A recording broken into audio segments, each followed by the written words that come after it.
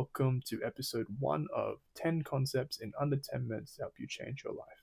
The first idea we'll be talking about today is the concept of be, do, have, and how most people are living life in the wrong order, right? The idea of be, do, have is in opposition to the idea of have, do, be, right? Have, do, be works on the premise that in order to have something, you're able to then do something, and then you're able to become that person. When I have the money, I'll invest in myself. When I have the time, I'll start training, or even when I have the results, I'll call myself an athlete. Right? It's the idea that you have to have something in order to be that particular type of person. The most successful people don't have that sort of a framework. They don't operate like that. They operate on the be, do, have network. And the idea of be, do, have is that once you become that type of person, you will then have that person's particular outcomes, right? Let's talk about athletes, for example. The top athletes ever, we're talking like Tom Brady, Michael Phelps, Lionel Messi. They became the top level of athlete, the best of the best, before they won and became the best. Take Kyle Chalmers, for example, winning the Olympic gold in 2016, right? Prior to winning and becoming an Olympic gold medalist and an Olympic champion, he was already behaving like one. How he approached his training, how he approached his diet, how he approached his recovery, how he approached his mobility, how he approached every aspect of what it is to become an Olympic level gold medalist, he was doing and being prior to even becoming and actually having a gold medal, right? So the essence is have, do, be relies that you have it before you become it. For example, when you have time, then you go to the gym and then you'll train and become fit and healthy, or you emulate it to the point where you become the type of person with that mindset. You get yourself into the gym, you make time because that's what someone who is healthy and fit would do, and then you go follow the downstream processes of becoming that person, right? This is quite literally backed by a lot of philosophy as well as like neuroscience. Like we're talking about philosophers such as Aristotle, Marcus Aurelius, Spinoza, and Nietzsche, right? Particularly those sorts of philosophers that talk about the idea of becoming and the person that you are, as well as your role in society, right? Aristotle has this concept of eudaimonia, right? Which is this act of living well. It's the process of living moment by moment, right? So even if we look at the chronology of be, do, have, or have, do, be always comes first. You be something, right? Having something is not necessarily something. You may not have something immediately. You may gain something later down the track. And then doing something is a verb. So it doesn't even imply that it's something that you have to be presently doing. Being is the prior existence before doing and having, right? So if we're talking about living moment to moment, your identity, who you are being, precedes anything that follows downstream from that. Stoics have this idea of the dichotomy of control, right? Outcomes are never fully within your control. Outcomes always exist beyond the scope of what it is you can currently do. Whereas your character, the person that you are, your identity that you have, is always, it's consistent. It's just this thing that never, it's not beyond the scope of what you can control, right? It's constant. It's within you, right?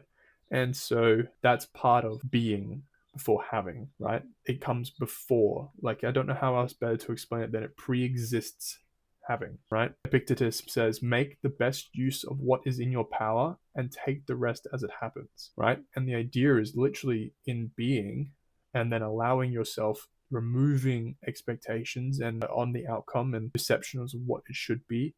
It simply means that if you become or you be in the middle, then anything else around you follows that becoming, right? Spinoza has this idea of human nature being this drive to persist or drive to continue living, right? Nietzsche has these concept of the three metamorphoses, right?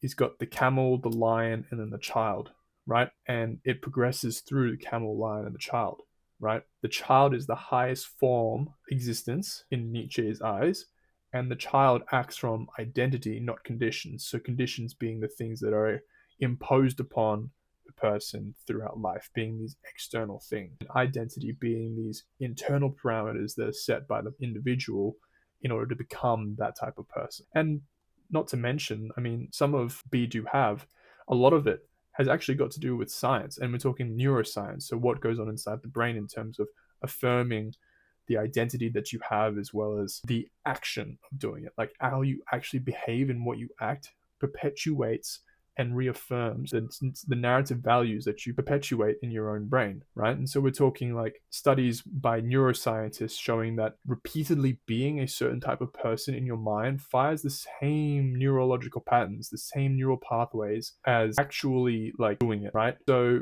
we're talking like if I want to be fit and healthy, right? And then that's the type of person that I am, then doing the things that that type of person does and being that type of person is what's going to get me fit and healthy, right? Like, let's just talk about the gym, for example. You want to become and be a fit and healthy person and therefore have a fit and healthy body, right? You have to be the person that is fit and healthy, right? Like a person that is fit and healthy goes to the gym, tracks their weight, tracks their calories, tracks the exercise that they're doing, right? That's the be and the do, right? So that's combined. And then once you've done those things and once you are that type of person that does do those things, you get the outcome, which is the healthy body, right? The default mode network is the brain's self-referential processing system, right? It constructs who you are through the narratives that you tell it, right? So if you're constantly feeding, if we think about it like this, right? There's the conscious brain and the subconscious brain. And the conscious brain is this filter that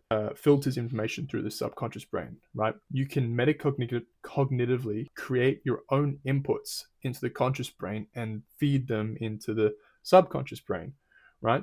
So for example, we'll just go for example, one that I have is I had this notion that I wasn't creative, right? Because I'm colorblind. Now, what I'm doing is I'm telling my conscious brain that I'm not a creative person. And so subconsciously, I'm now believing that I'm not a creative person. And so what happens is now that I've done that, I've created this identity of who I am, Ryan, not being the creative person, right? This is what the default mode network does, is it essentially is this idea that your neuroplasticity and self-concept is shaped together. It's correlative, right? How you believe yourself and who you are the same, right?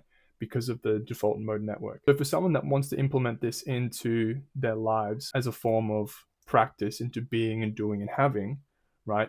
Ask yourself, who do you need to be today, independent of any result, right? So we're moving expectations on the outcome, on the result, and we're entirely focused on what it is it takes to be that type of person, what it takes to be that person, then do what that person does, right? Tell yourself, I am someone who moves with their body with intention, right? I do the things that that person is because I am that person.